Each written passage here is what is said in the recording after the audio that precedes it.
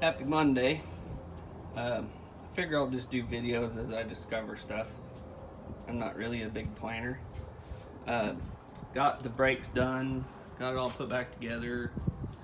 And I've had, this truck's got a 6NZ in it, but this tip will be good for C15 as in C15, C-15, 3406E, any of the E model and newer, overhead cam with the fuel rail, all that bullshit, however you want to describe it. So I noticed weeks ago a little flutter. When you just barely get on the throttle, it would flutter a little bit, and I thought, man, something ain't right. Well, then last week or week before last, I was waiting to unload and truck was sitting there idling. I walked back up and there was a puddle of fuel underneath, dead center, like bell housing area right between the frame rails. I thought, shit, okay, I know what I got now. Because when you get a flutter like that, it's going to be on the pressure side of the fuel. It's getting air, or you're bleeding off a little pressure. And last time I serviced it, it was a pig to get bled. This truck's usually do the spin on, run it, clean the pre-screen or whatever. This one doesn't have a water separator. It's just got one of those cleanable metal screens. It just was a pig to get bled and started up. So that was a third symptom. And I thought, what, so I got to looking, kind of a slow day today, which gives me a chance to kind of look things over. A lot of times I'm just running like my ass is on fire, my head's catching. But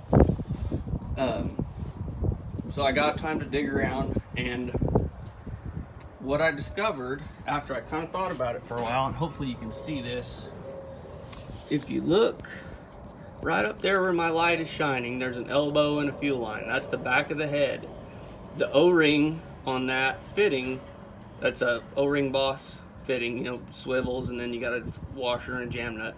That O-ring was rock hard with a crack in it. So there's a little dribble of fuel following that 90, and it would come down the hose, and you can see there's a trail of fuel there on the bell housing. You can see where all the fuel was running when I took the fitting out.